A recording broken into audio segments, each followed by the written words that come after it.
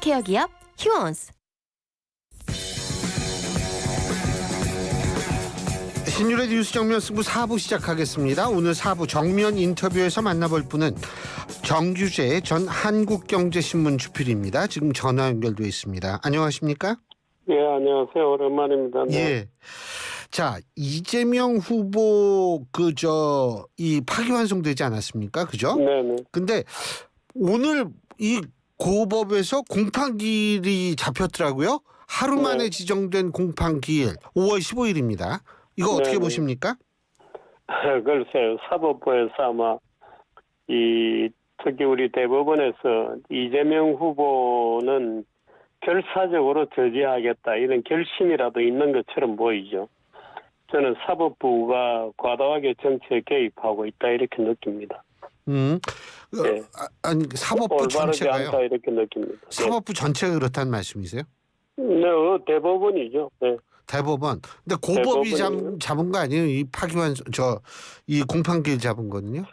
글쎄요, 왜 이렇게 서두르는지 모르죠. 아마 대법원의 무슨 지침이라도 있는 듯이 이렇게 서두르고 있네요. 그런데 사실 이 사건 자체는 몇 년 묵은 사건이잖아요.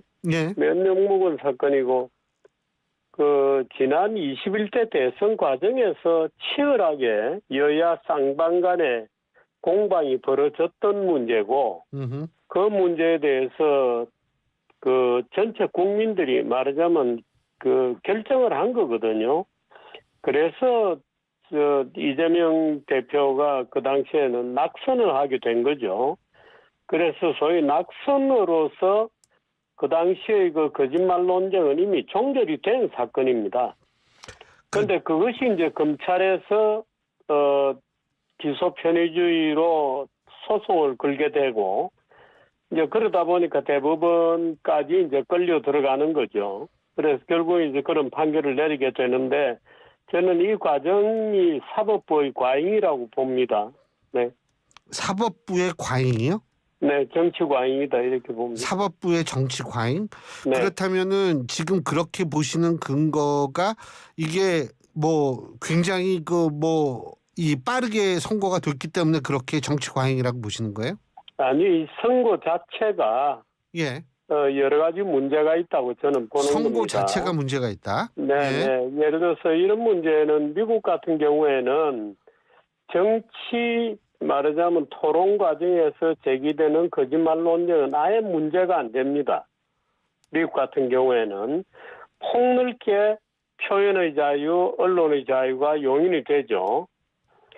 유럽 계통에도 예를 들어서 타인에 대한 상대방에 대한 거짓말 또는 자기에 대한 거짓말 여러 가지 종류들로 나누어 있습니다만 굉장히 벌칙이 가볍죠.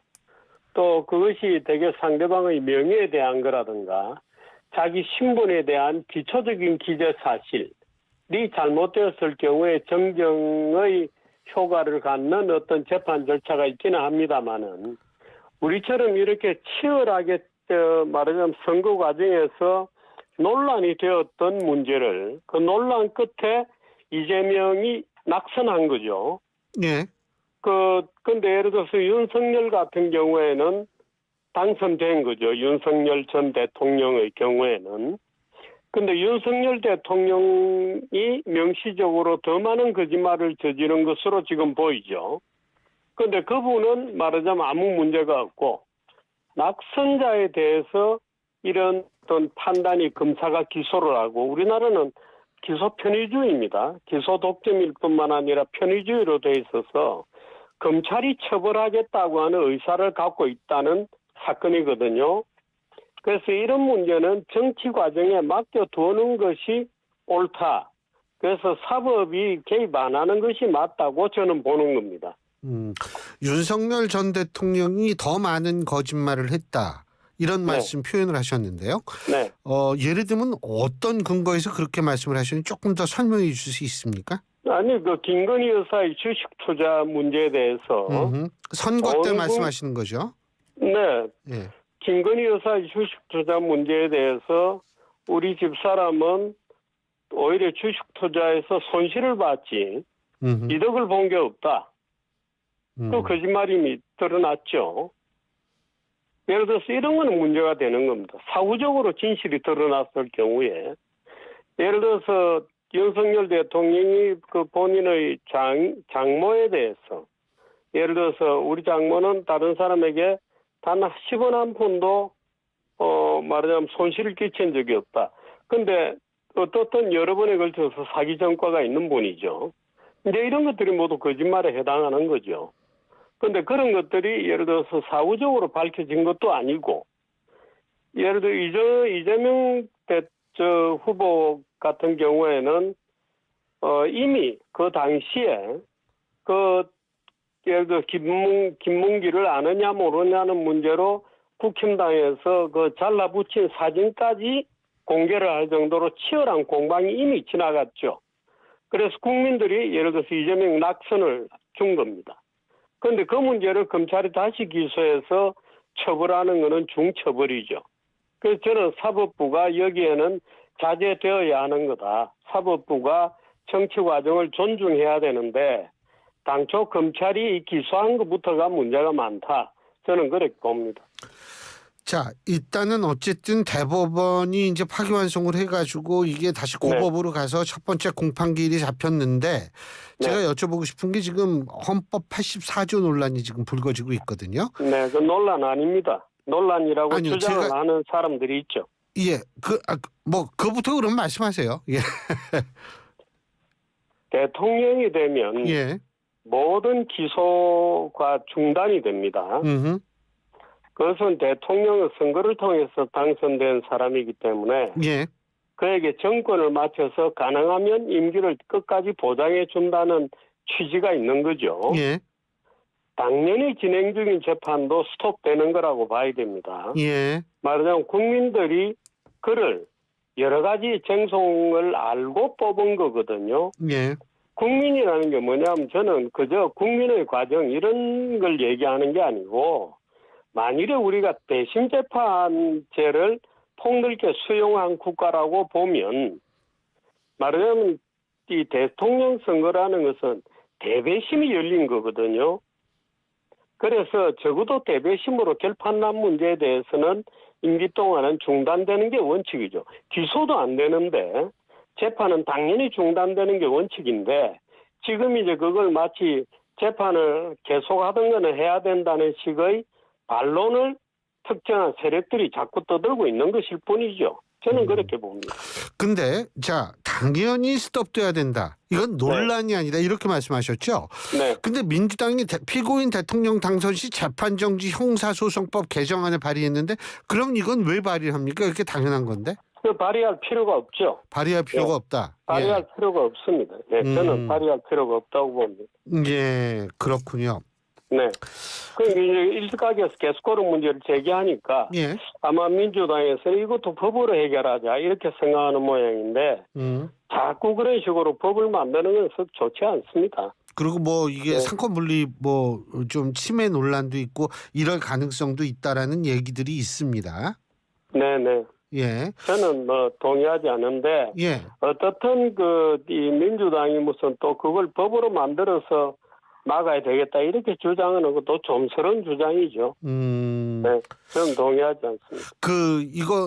이게 직접적인 관계가 있다 없다 이거는 우리가 추론을 할 수밖에 없는 사안인데 어제 대법원 판결이 나왔어요. 그죠?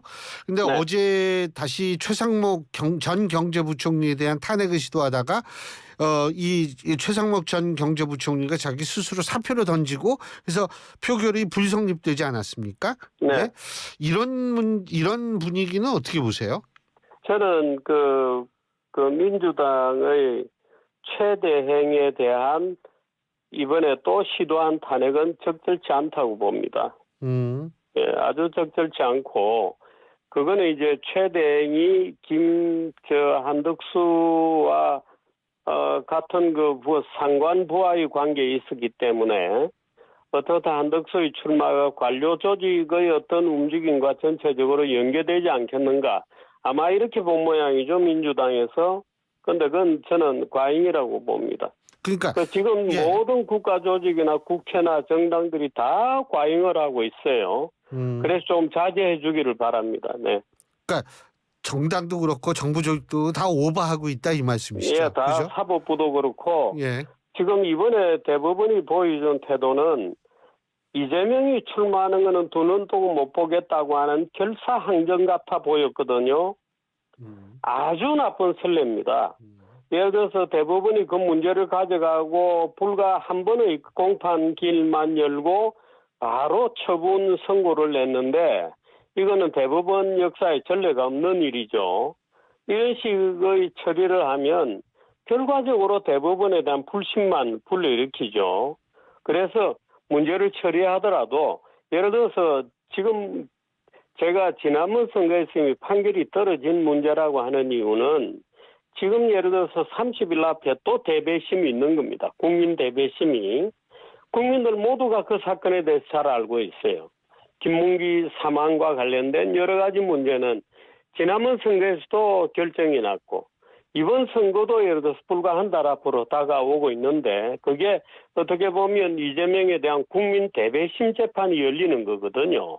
그런데 그걸 사법부가 나서서 뭔가 이 결론을 내겠다고 하는 것은 아주 부적절하다고 저는 봅니다. 그런데 그렇게 오버하듯이 민주당은 또 민주당대로 오버해 나오고 모든 정당들이 다 그렇죠.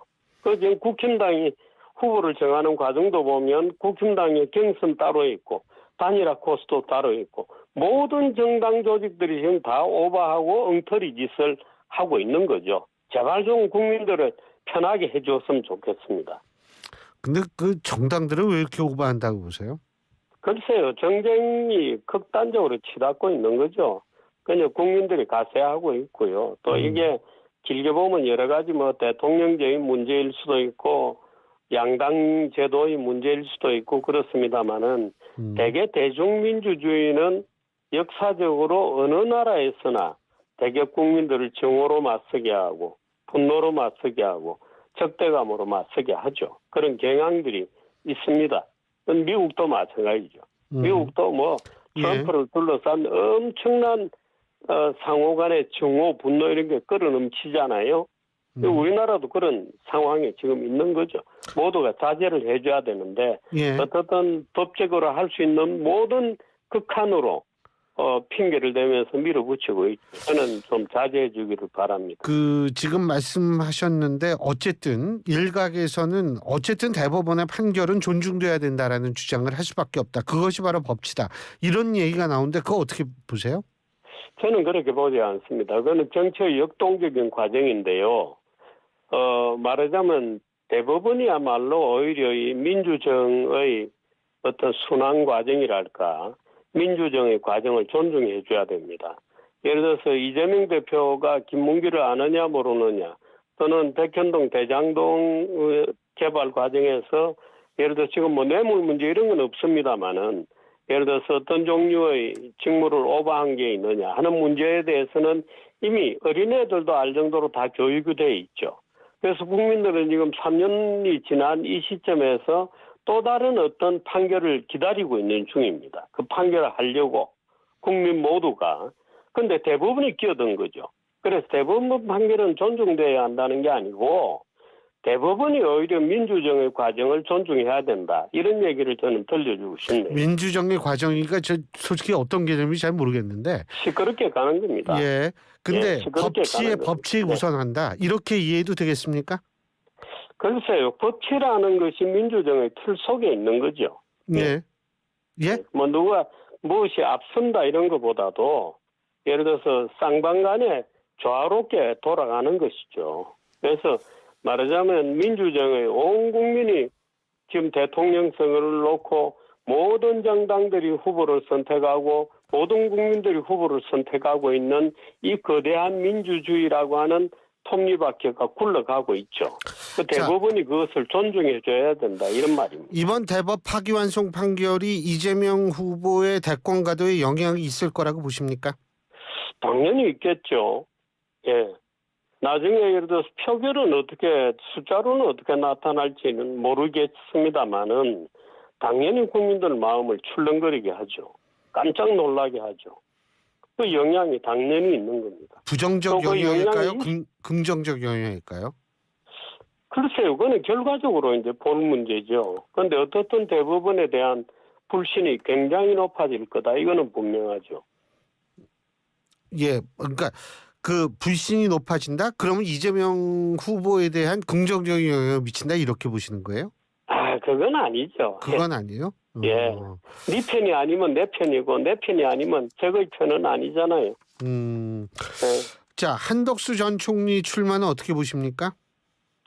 잘못된 거라고 저는 봅니다. 그래도 지금 보궐선거다 뭐 여러 가지 제한 요건이 있기는 합니다만은 예. 관료와 정치는 구분되는 것이 옳죠. 우리가 예를 들어서 일반적으로 사법부의 질서, 입법부의 질서가 상방간에 구분되어 있듯이 물론 뭐 여러 경로를 통해서 초점도 있습니다만은 이 정부와 관료 제도는 소위 20세기 현대 이 관료주의라는 것은 정치 과정하고 관료의 과정을 엄격하게 구분해 놓고 있습니다. 그래서 어느 나라든지 말하자면 정치와 행정 체계를 구분 지어 놓는 커튼월이 있죠.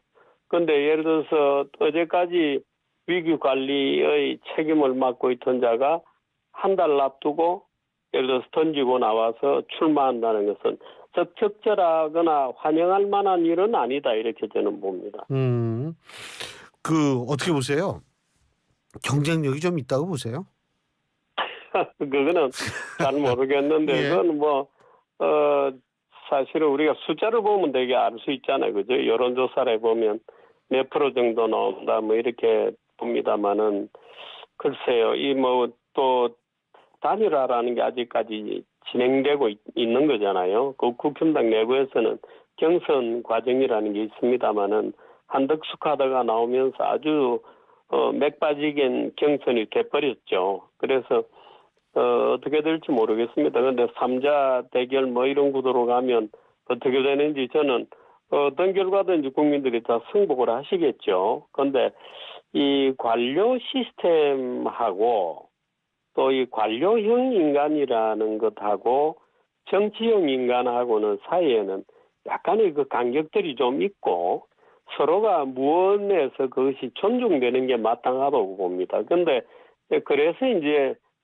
이쪽 정부에서도 쓰고 저쪽 정부에서도 쓰고 왜냐하면 관료라는 것은 국가 이성에 해당되고 국가의 계산 능력을 표시한다 이렇게 우리가 흔히 문학적으로 표현하잖아요. 그 관료라는 것은 국가의 계산 능력, 말하자면 정치가 아무리 술이 취해도 관료의 계산 능력, 관료는 술이 취하면 안 되죠.